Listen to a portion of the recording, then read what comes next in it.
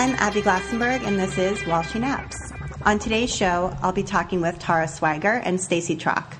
Tara, Stacey, and I are interested in marketing for creative businesses, so we've chosen that as the theme for today's show. We'll be sharing some favorite tools, tips, and best practices for small businesses to use to get the word out about their products and to engage with their customers. Tara guides crafty businesses to explore their people, their mission, and their enthusiasm in order to create a sustainable and fun livelihood. She's the author of Market Yourself, which will help you craft a marketing plan you can stick with. She holds digital and in-person workshops for artists, makers, and writers, and leads a starship full of business explorers. Her newest online workshop, Pay Yourself, just opened for registration and will help you finally look at your real numbers, get clear on where your profit is, and how to improve it. Stacey Trock is my frequent guest on the show. She designs crochet patterns for adorable and huggable stuffed animals.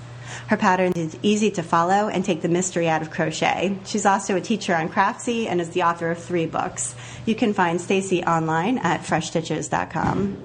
Tara, Stacey, welcome. Thank you. At the end of this week, we'll be following up on today's show with a blog hop. Each of us will have a post up on Friday, February 21st, on this same theme. The hop will be called Is Anybody Out There? And will be about how to get your readers and customers to engage with your products and with you. This topic is so rich, I think we'll just jump right in. So, Tara, let's start with you. You wanted to talk about Evernote. So I love Evernote for absolutely everything. It is a kind of a way of saving your notes, and you can clip things from websites, you can write yourself notes, you can take pictures. It works on your computer, your iPad, your phone, across all your devices. It automatically syncs, and it has a web version, so you can pull it up anywhere on any computer that you're on. And how I particularly like it for marketing is I keep my content calendar in there. I keep checklists so that I remember what to do with each blog post or launch of a new class that I'm doing. And you can also share notes. So I share notes with the person who works with me as my assistant. So when we're working on a big project, we create a master checklist, and then we each go through and check things off. But it's just great I found it especially useful for remembering what I did in one launch that will work in the next. So I both create a checklist for the upcoming, thing that I'm launching, but then I also put notes in there, like what worked, what didn't work, what people responded to, what got, a lot of replies versus what got a lot of people purchasing.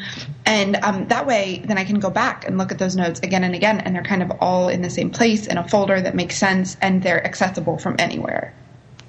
That's interesting. I was just talking with somebody else who was telling me that what she's doing this year is at the end of each month, she's not only doing kind of like a financial assessment of, how much money did she make, which products sold well, et cetera, but also sort of taking more detailed notes about how she promoted each thing, what kind of blog posts she did, how frequent they were, and, just sort of more detailed notes of what worked and what didn't work for that month that kind of fill in the background story behind the financial numbers. So maybe Evernote would be a good way to do that, not just like in a Word document, but in a way that was more accessible.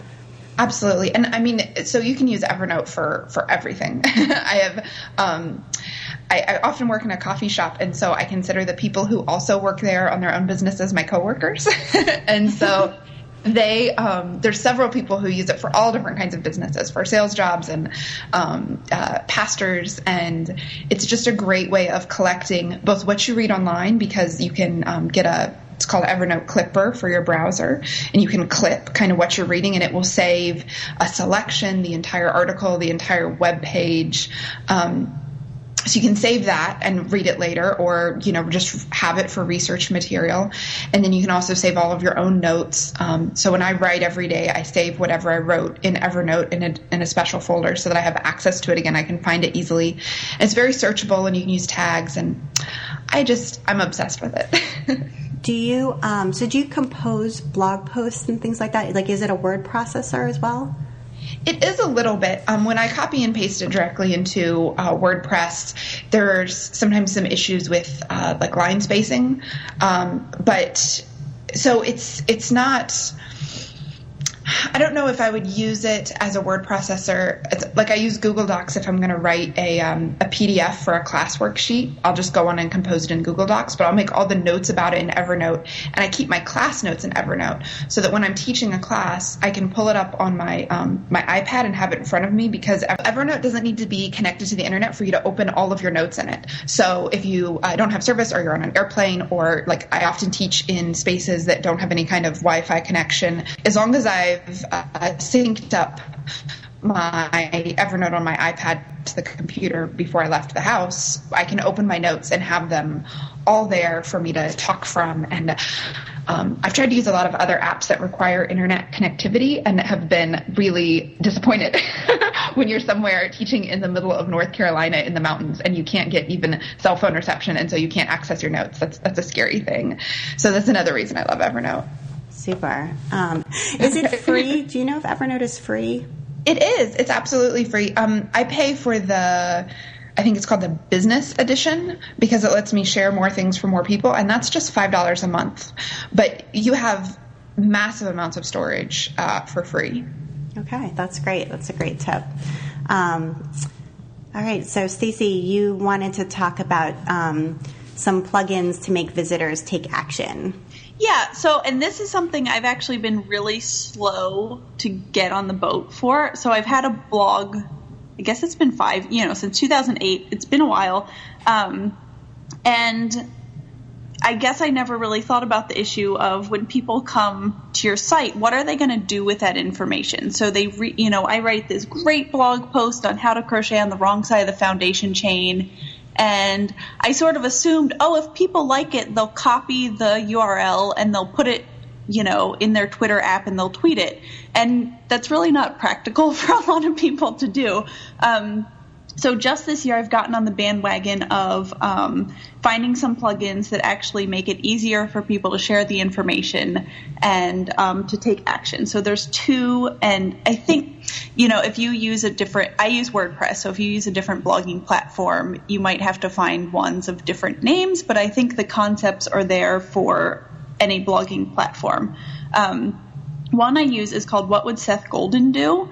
And and I know Tara has a very similar one on her blog. What that does is when someone visits your blog for the first time, or maybe the first 3 times, it recognizes a new IP address and it puts up a special message just for the visitor. So it'll say like, hey, you're new here. Do you want to follow my blog? And you might have a link, or do you want to subscribe to my newsletter, or whatever you would like a person to do who's new. And that's really great because it's not there all the time. It's just the first couple times someone visits. It welcomes a new person who's coming to your site off of Pinterest or Twitter or wherever in the world, they find you from, and it compels them to take a little bit of action. And the second one I use is Slick Social Share. And there's a bazillion different sharing ones, but they're basically just little icons at the top of your blog post that will allow you to just push a button and it'll tweet it, or Facebook it, or Pinterest it, pin it. Oh, geez, Pinterest isn't a verb. Pin it. And that's really great because it's just giving people a reminder that you're happy for them to share this information. Especially when Pinterest got started, I feel like in the crafting community, there was a lot of resistance from some people like, I don't want people to pin my photos. I don't want that being shared where it can get mistagged or whatnot. So putting up a tag that's, basically saying, hey, I'm really happy for you to share this photo of me crocheting, like rock on, pin it to everything you have. I think is just a good cue. And I have it say how many people have pinned it. So I'm starting to get some blog posts that are in the thousands, or, it's been shared on Facebook dozens of times. And I think there's also a aspect of, it's like seeding the tip jar. You put $1 in because if you've seen that other people have done it before, you're more likely to share it as well. So I think that's a good aspect to it as well. Yeah, I've seen people have, on their newsletter sign up, you can customize it so that it says, join the, 3,000 other people who've already signed up for this newsletter, and that's a really effective way to get more people to sign up for your newsletter because, they feel like they're missing out or they want to be part of the club. Yeah, I have that too. We're probably not going to, I think we're probably going to talk about newsletters in the blog hop, but since you mentioned it, I actually go the oddball route of I prefer people to sign up to my blog posts in their email box instead of a newsletter. But my sign up for people to get emails of my blog posts number is posted, and it's like 1,500 or whatever. And the bigger the number gets, the bigger it keeps getting because people see, oh my gosh, there's already more than 1,000 people. That must be a good idea. Right. I think those numbers are really effective.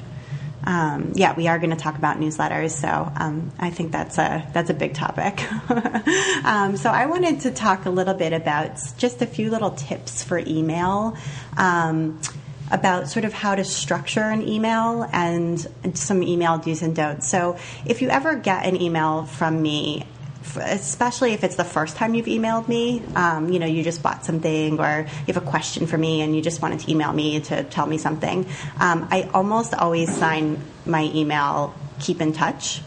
So I'll write the email back to you and then I'll sign it keep in touch, Abby.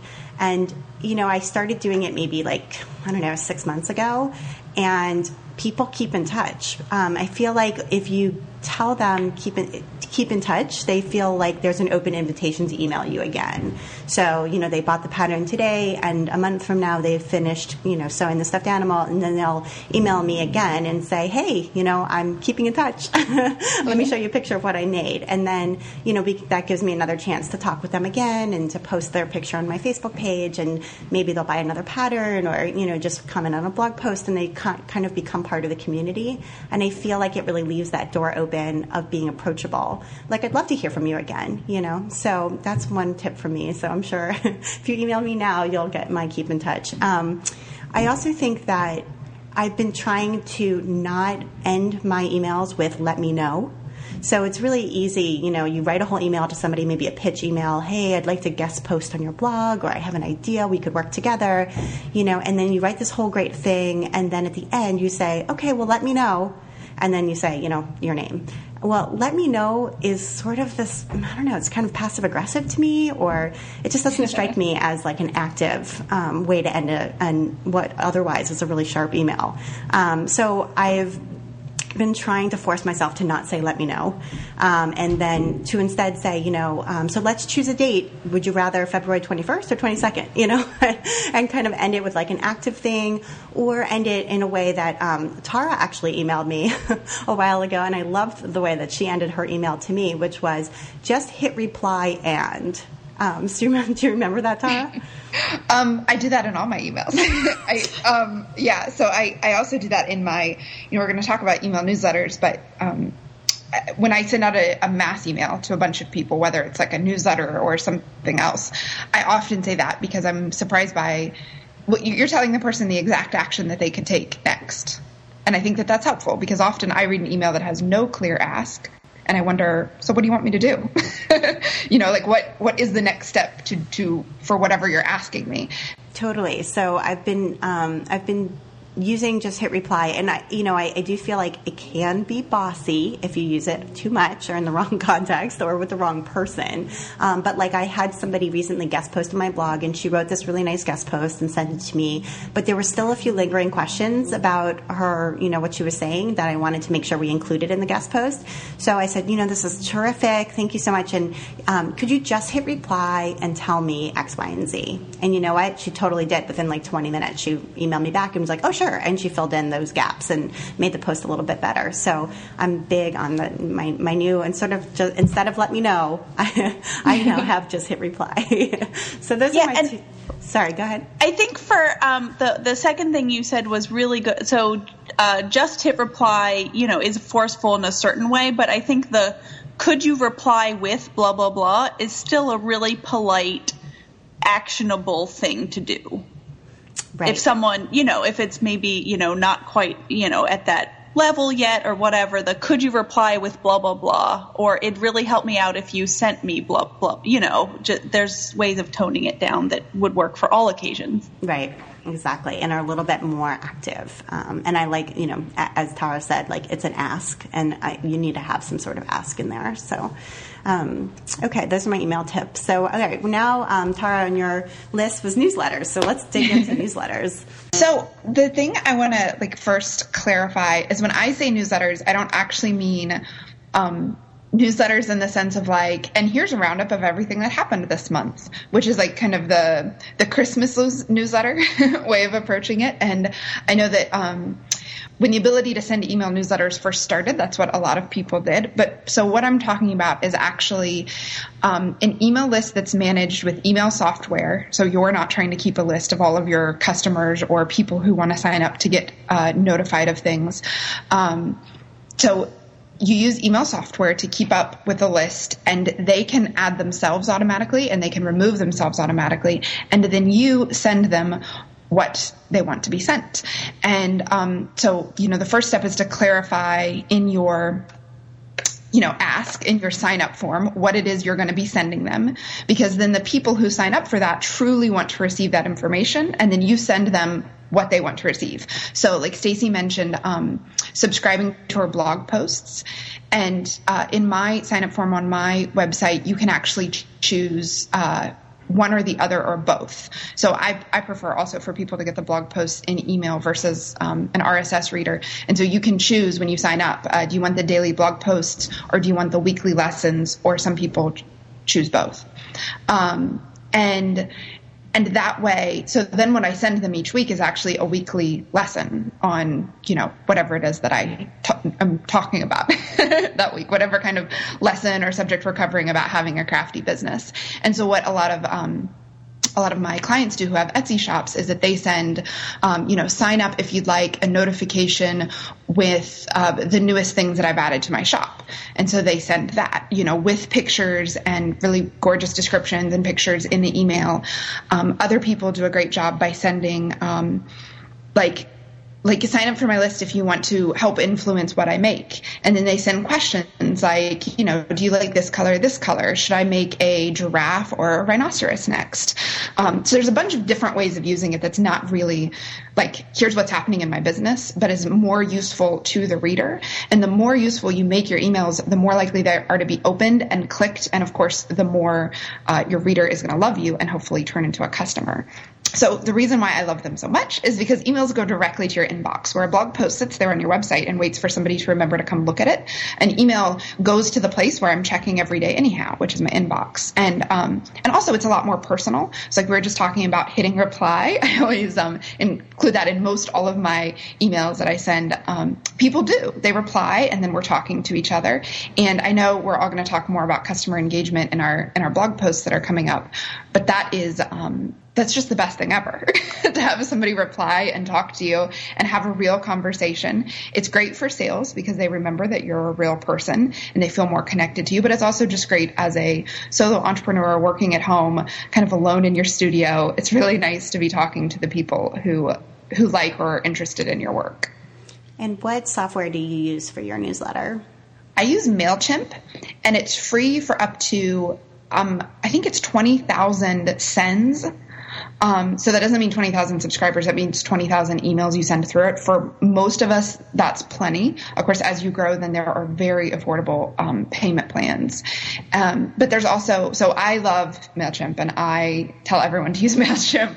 But there's also, you might have heard of Aweber, which is a little more corporate-y in feel and look. You still have all the same options, but it has a different kind of user experience. And Constant Contact is one that a lot of people use. What do you guys use? I know you send emails. I use, wait, before I answer, I'm just so happy you said that, because what you said 2 things ago, because I use WordPress to send daily emails of the blog posts, and I have had so many friends tell me, you can't do that. You need a newsletter with MailChimp, like, it's not working. And I'm like, but I have like thousands of people signed up and they're all really happy. And there's just this dogma. I can't tell you how many people I've had tell me, no, you've got to ditch that. It has to be an email newsletter with like, you know, MailChimp. And I'm like, but why? Mine is working just fine. Anyway, so I have the WordPress one, and then I have MailChimp, which is really just like, you hear from me once a month. You know, here's the the bare bones. Yeah. Yeah. I also use MailChimp, but I've heard that Mad Mimi is also a good option. So I just want to throw that out there. I don't know much about it, but I just know people who love it. And I get email newsletters from various craft businesses who use Mad Mimi as well. One of the things that I like about MailChimp is the autoresponders. And so we'll talk about that in a little bit because autoresponders are something you can get once you've upgraded your to a paid account in MailChimp. And I've just done that recently, and it's been really great. So we'll loop back around and talk about this in a little bit. But okay, so Stacey, you wanted to talk about the Etsy success videos. Yeah, so there's an Etsy success. I don't know if it's a workshop, and there's this. I'm unclear about the whole relation, but there's an Etsy success thing, which is Etsy's way of helping sellers, you know, be successful. And in there, they have workshops that I think are held. Maybe it's their labs, their workshops that are held live in Brooklyn, but they're videotaped and put online. And this, especially when I was starting, was like gold falling from the computer screen. So. They have really great topics. I've taken photography, you know, labs on there, but they also have one called The Art of Pricing for Profit, where there was just like a really great 1-hour presentation about what you need to do to price your things so that they sell. And like as Tara was saying earlier, most of us work at home and don't talk to people. And so it can be really easy to sort of get stuck in a lonely, you know, like you don't know where to go next because you're just not talking to different people. And so just watching these videos was really great for me because I was like, oh, look, it's a person who actually talks about pricing. That's new. And there's a formula. Okay, cool. Right. That's great. And they've also, it's a good way to, if Etsy is an important part of your shop, or your business, they'll keep you up to date on, changes that Etsy is making. So there's been a workshop on tagging, like how to tag your items so that they come up in the new searches and things like that. And Etsy is a big part of where I sell my patterns. So there's just like an Etsy Success newsletter, that you can sign up for, and then you'll get alerted to all of the, you know, the new ones. And then you can search the archives for some of the videos that have been done.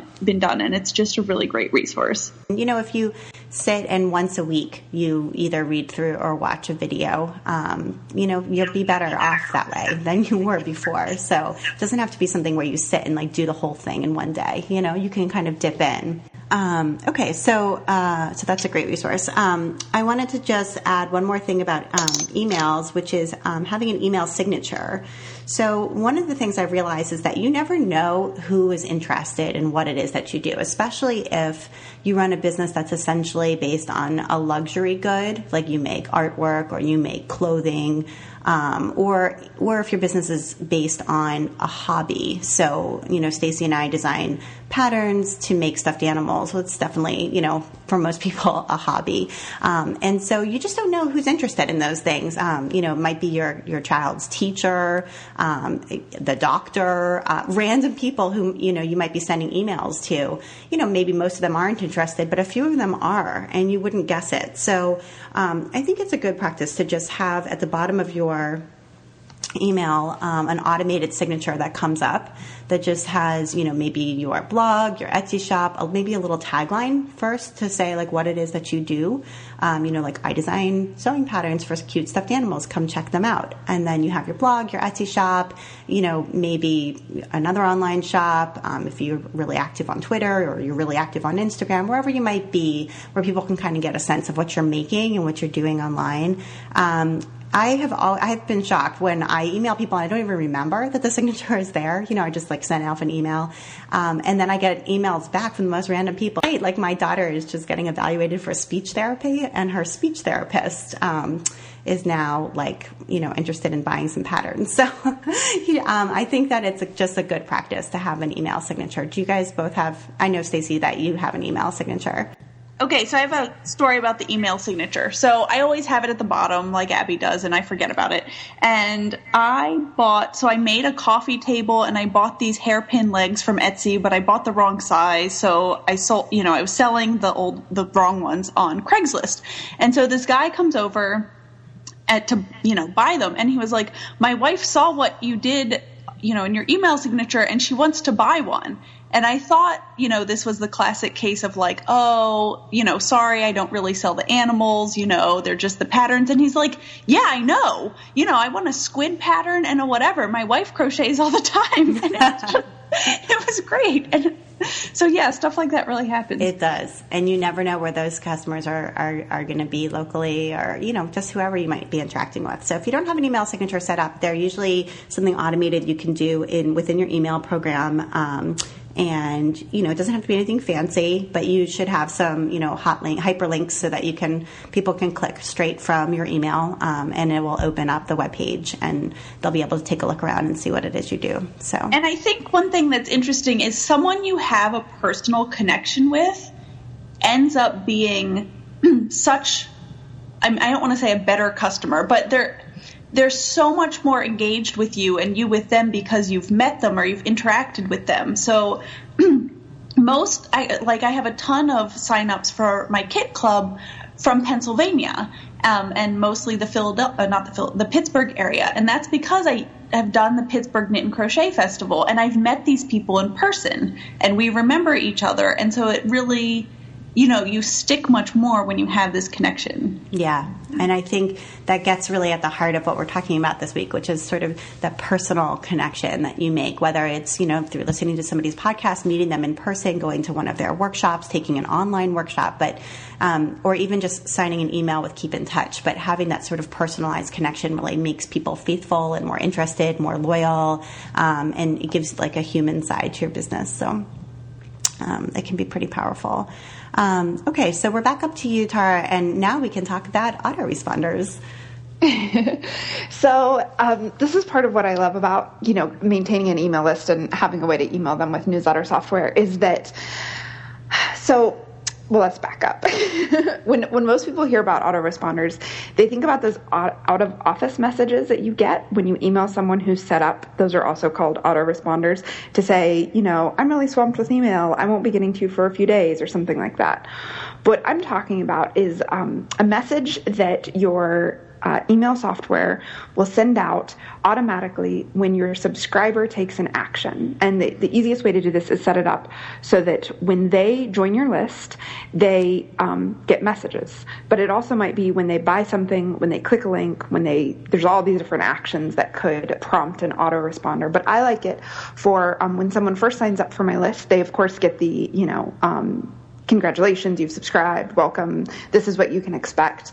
But then 2 days later, they get, I do a How to Explore mini course. So I think it's 4 lessons, and it really introduces you to the kind of world of the kind of thing I talk about. Because I help creative businesses explore their own business, it helps if we all start on the same page.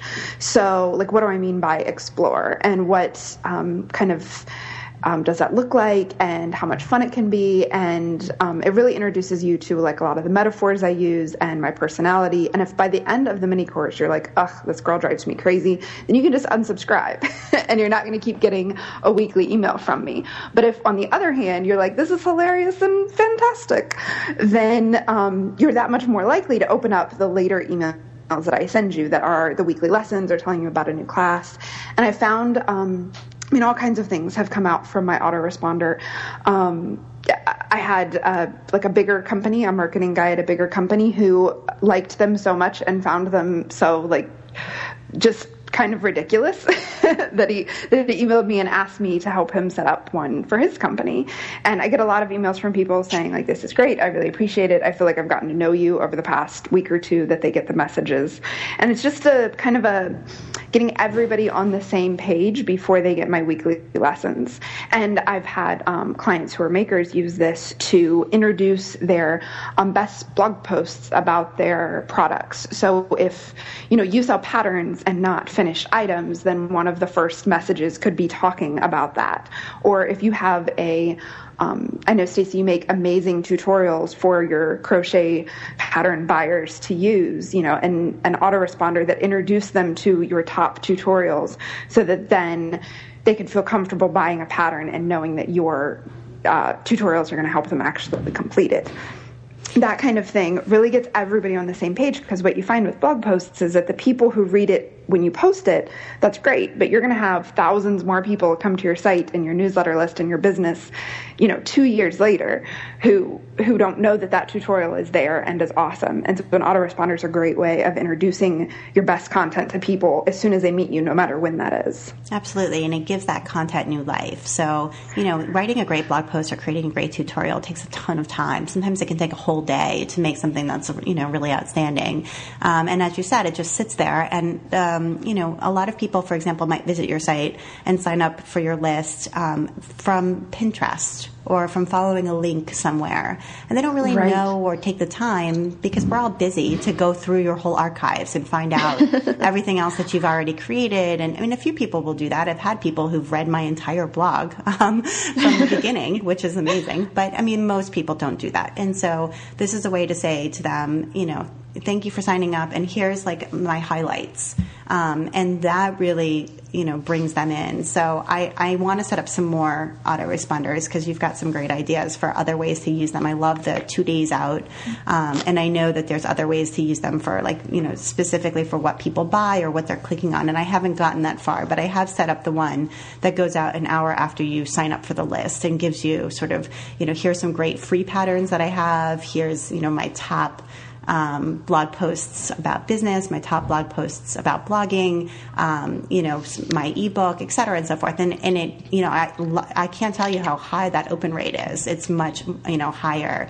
And actually, let's go talk a little bit about open rates, because I think that people get discouraged when, you send out a newsletter and you're like, well, only, 25% of the people opened it, or unsubscribers. You look at it and you're like, I sent it to 2,000 people, but 9 of them unsubscribed. Why did they unsubscribe?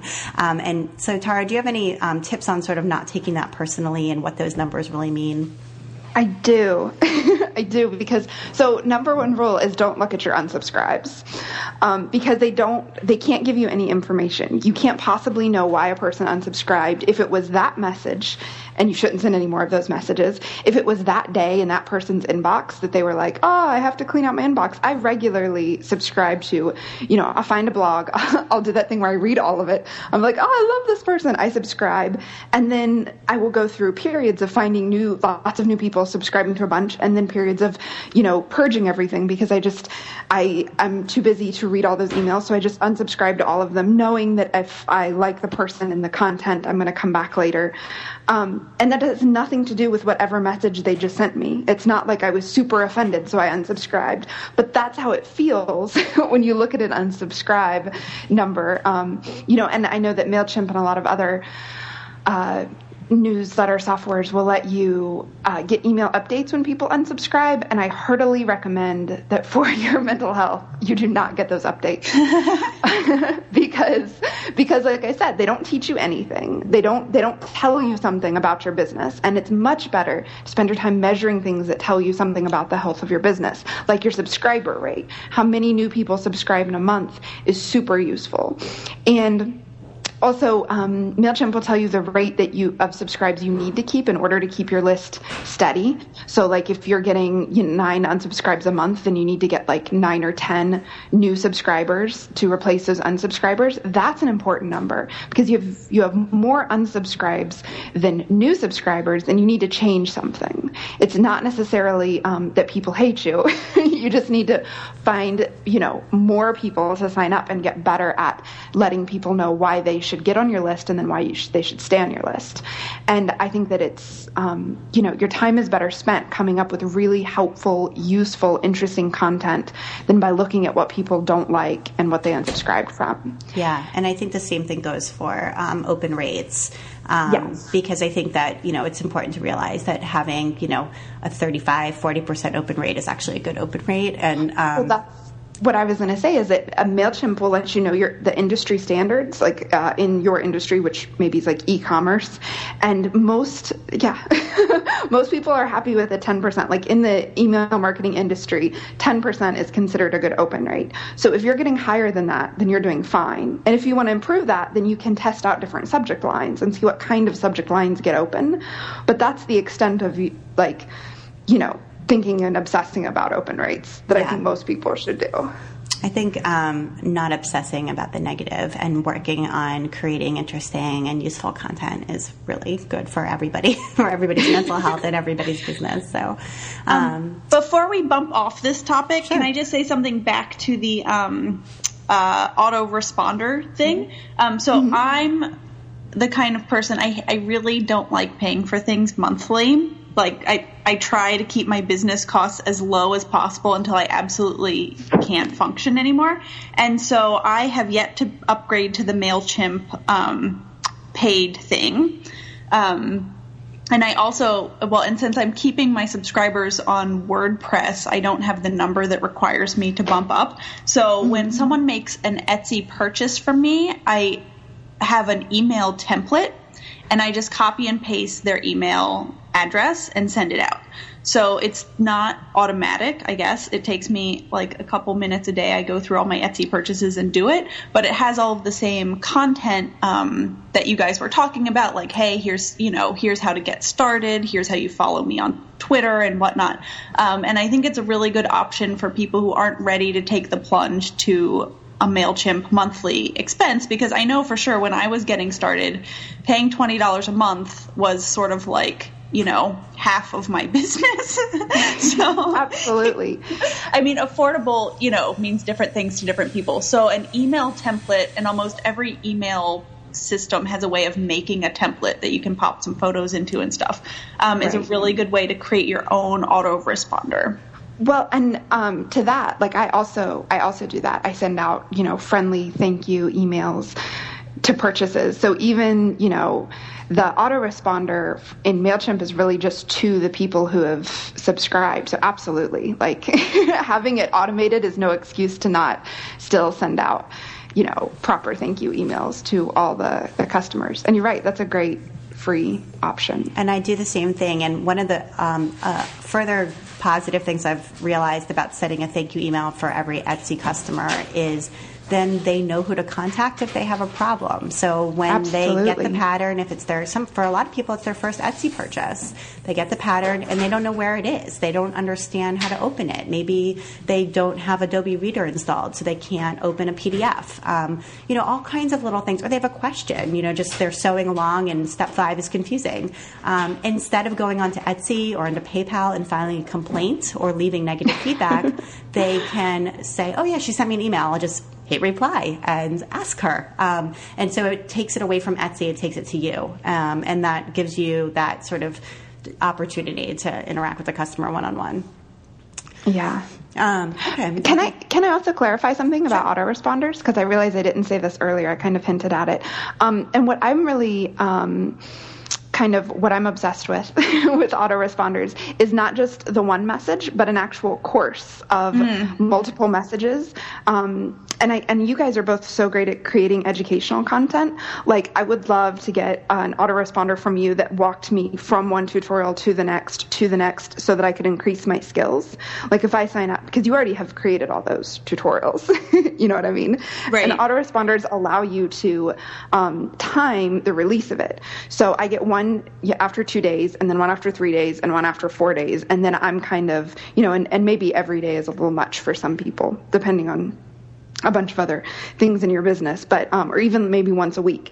And when I used to sell a how to knit kit, I did this, like, you could sign up and automatically you could sign up to be notified when the How to Knit kit was going to be available, but then I would walk you through the steps of the things you needed to know before you learned how to knit. Like, what do different needle sizes mean? And what kind of material do you want for the needles? And so you'd get a lesson each week, kind of all the pre-stuff, and then the How to Knit kit would actually teach you how to knit and include the yarn and the needles so you didn't have to worry about buying it yourself. So there's a bunch of different uses for spacing out your content and delivering them to people to educate them up to where they need to be to buy your product. That is so great. I am totally going to set that as a long-term goal for this year. For the daughters farmers. I just think it's such an amazing tool, and if I'm already paying MailChimp now $30 a month, I might as well dig in deep and really make a good, make good use of it. So. All right, so Stacey, let's hop over to you and talk about managing your social profiles. You mentioned TweetDeck and Buffer. Yeah, so I know we've already talked about Buffer. And so there's two problems in the world. So one, in the whole world, there's only two. No, in the world of tweeting. So one problem, and I know Abby also has this problem. I don't know much about Tara's life, but my bet is she has a similar problem. You wake up in the morning and you have all these things to do when you're running a business. So I spend an hour checking email. I actually do have to make some things. I have to order supplies. I do a bunch of stuff, and there's a time in my day when I do my blog reading and my I found interesting things. But if you tweet all of them or Facebook post all of them at once, people get really annoyed to read 60 blog post links from you in Twitter all at 7:45 a.m.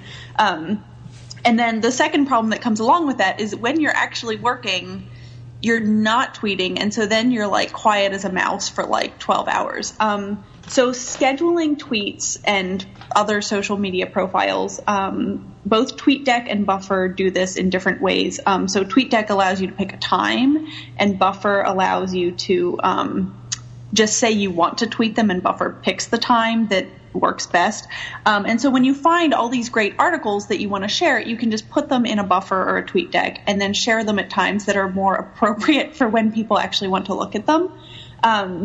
Which is really great. As far as I can tell, and someone can correct me if I'm wrong, there are different frequencies that people will tolerate.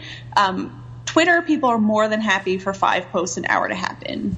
Facebook, more than 1 to 2 a day is excessive. Pinterest, I think, has no limit. Very few people have ever told me I've pinned too much, and I pin 100 things a day. So I don't buffer anything for Pinterest because, man, you can just pin till you're about to pass out, and people seem to tolerate that, which is really mind-boggling. But buffering the rest of the stuff is really helpful. And the downside that I've heard people reply, the devil's advocate is it artificial or phony? And I just want to say I never schedule things that are hey, heading out to have dinner, it's going to be great or whatever, 4 days in advance, because those things I really do in real time. I'm not faking when I say I'm having lunch. I just do, blog posts or things that are information so that people don't get informationally bogged down. Because, you never know, not to be a Debbie Downer, but you never know what can happen. And it's really awkward if, you break your leg and you're in the hospital and someone's but wait, you just were out at lunch, an hour ago. Right. And also if there's some sort of, I don't know, national disaster, sure, happens, right. And then it's very clear which companies have sort of loaded up their tweets and are promoting their products in the face of some sort of awful thing that's been happening on the news. So, yeah, that is a whole nother. I feel like that's a whole nother issue we could spend an hour on, because I've noticed that. So everyone agrees for Hurricane Sandy, any business in New York to be tweeting to sell their product is really bad form. But then I've noticed sometimes there are these disasters, maybe they're far away, like the Philippines tsunami or earthquake, and there's different level, people react in different ways. So some people are sort of like, it's far away. I send out one tweet saying, I'm sorry. And then, business as usual, whereas other people are like meditating on that for the rest of the day. So I always find those very interesting, watching on Twitter how people react. Yeah. I know. And I actually feel, not just with watching people, but for myself, this always, you wonder, you're like, is it inappropriate to, I just spent however long on this blog post. Should I not be talking about it? I mean, obviously when something like, that's kind of like an ongoing drama, like the Boston Marathon and then the manhunt for that, like I literally couldn't think about anything businessy. But like you said, like things like, sad tragedies around the world, I am still I tend to go offline anyhow because the big wallop of sadness and negativity and news, like chasing down every second of it, isn't good for me mentally. Sure. So I tend to just go offline. Interacting with an audience on a regular basis, do you have some kind of responsibility to that audience in moments like this? Yeah, and I think also the thing that's really hard about these social media thingies, like especially Twitter, is there's almost no record from the reader's perspective. Like so let's say a tragedy happens. I could do a couple tweets about, how it's affected me. And if I'm tweeting as usual 2 hours later, I certainly don't go back to read the last tweet that I left off from yesterday. Absolutely. Right? So there's no record. Yeah.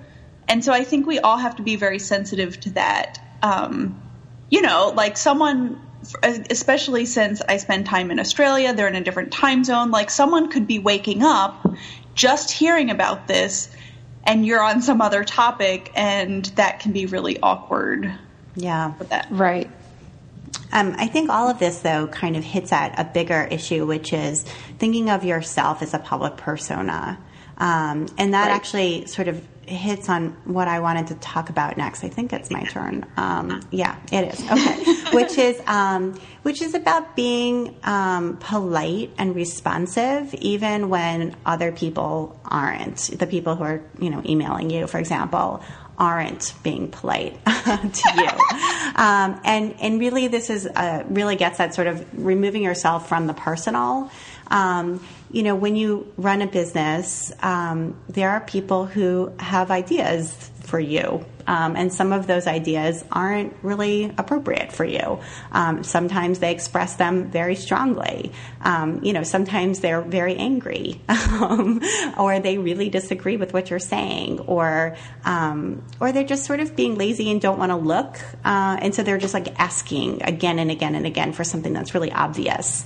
So anyway, you kind of can at times feel bombarded with demanding emails like, well, where is my free pattern? I don't see it, or like again, and, and you're like, oh God, again, but, it's hard. So it's hard sometimes to sort of say to yourself, they don't see it from my side, and I need to just always be responsive and polite. I mean, there's limits. There can be people who kind of suck up way too much of your time, and you can set limits on those people. But so I feel like one of the ways to be responsive and polite is to reply to your emails. If you get an email, you need to reply to that email. If you can do it the same day or the next day, I think that that's appropriate. If you can't reply to the emails that you're getting, then you need to make a change, in my opinion. I feel like either you need to hire some help or you need to reorganize your day. If you cannot respond to the emails that you're getting from people in a sort of timely way, then and you don't have to write a lengthy something, but just to say, thank you so much, I got your email, I'm so glad you like my blog, and keep in touch. It doesn't have to be that much longer than that, but you need to at least say something. And the same thing goes with blog comments. When people ask you questions or comment on your blog, you might not respond that same day, but the next day to get back to that person and say, thank you so much. Here's what you're looking for. Here's the link you're looking for, or that's a really interesting perspective. Thank you for sharing it. And then when people are angry, to be polite and to respond to them. Thank you for your feedback. I hadn't thought of it that way. I'll take it into consideration. So being polite and being responsive, I think, are just two really important things to keep in mind, and to not take things personally. You have to have a very thick skin, I think, in all kinds of business. I mean, I used to teach in the inner city, and let me tell you, I had to develop a really thick skin then. And I'm glad I did. I'm really glad I had that experience, because I have a thick skin, and it does serve me well. So I agree 100%. Being a person who gets lots of angry emails, and I think one thing you don't expect, which I think is absolutely true, there is no amount of nice that you can be to prevent a mean email from coming. You can honestly be the nicest person in the world, and there's going to be someone else who had a bad day and sends you a really nasty email. And so you can't prevent it. If you have a business that has more than X amount of people coming at you, it's going to happen. And then the other thing is that don't underestimate how being nice diffuses a situation. So the other day I got completely cranky email. I don't even remember what it was about, something who knows, whatever. It was really cranky. And I just replied completely nicely, returning the information they were looking for, apologizing for whatever confusion there may or may not have been. And the reply I got was completely nice. And she even said something like, "Thank you for handling this thing that seemed like a disaster to me," or whatever it was. And so I think it's just so important. And if you need to take an hour to breathe somewhere else before replying, that's fine. But it's not okay, in my opinion, to reply. It's not your job to teach people moral lessons about how they should be sending emails or any of these things. That's not your business. You're providing customer service. And the worst thing you can do, besides sort of picking a fight or by providing a moral lesson, is to not reply. Yeah. Right. So, you just got to do it. And sometimes it's a back and forth exchange, and sometimes there's not. But more often than not, I would agree with you, Stacey, the person will then say, "Oh, wow, thank you so much," and then share a story about, a family member that they're making this for. And, and it turns it totally around. And something that seemed like a nightmare is actually great. So, and I do have one other tip that someone taught me. If you have a customer who seems very frustrated in the moment, this happens a lot more, I think, with sewing and crocheting than perhaps people looking for marketing advice, although I don't know. If it's very obviously something like they've missed a stitch and they're having a massive freak out, it's okay to wait a couple hours, because a lot of times people sort those issues out on their own. I can't tell you how many times, I've gone to bed because I do sleep, and I wake up the next morning and I have massive freak out email. And then 1 hour later, okay, never mind. I Googled and I found the tutorial and I fixed it. Uh-huh. And so I don't consider it an important part of my business to reply within the hour, because I don't think that's providing any better service. And it does end up saving me a lot of time for issues that people sort of deal with within the half hour on their own. One of my goals is to get people to ask me in the way that will get them the best help. And I haven't figured out how to do this yet. But for example, tweeting me, asking where your package is actually really a poor way for me to help you, because I read tweets on my iPad. Well, I don't have an iPad, on my tablet. And shipping information's on my computer. You know what I mean? So I've been trying to train my customers to email me if it's something that needs a really substantive response. Can I make a suggestion there? Yeah. Because this is one of my favorite topics is training people how to treat you. And so you could put on your contact page the best way, and maybe you have this already and people just don't look there, but the best way to ask you about, do you have this question? And then you can also include frequently asked questions where's my package? Well, you can go here and here to see where your package is, because I don't know. I mean, for me, when I ship things, PayPal will send them an email that says it's been shipped, and then it has the tracking number, and so they can track it themselves. And And so I'm a big fan of like putting that information kind of, and if people aren't going to your contact page, you could put something in your sidebar or across the top of your page, like have a question, and then your contact page could, answer all their questions before it actually lets them send you a note. And you could even, then say that on Twitter, like, actually the best way is you go here and you'll find your answer.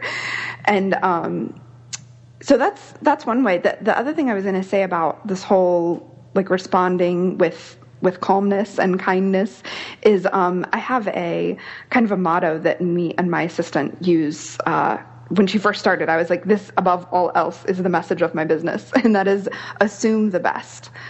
Always, always. If I've written something that seems snippy, if I read something that seems snippy from her or anyone else who's emailing me, assume the best. Assume that there actually wasn't, unless they say, I am so angry, assume that they're not sending it in anger.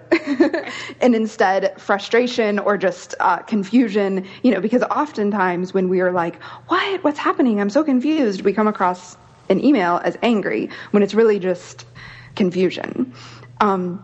So assume the best. I mean, I also try to do this in my marriage. It's a little harder there.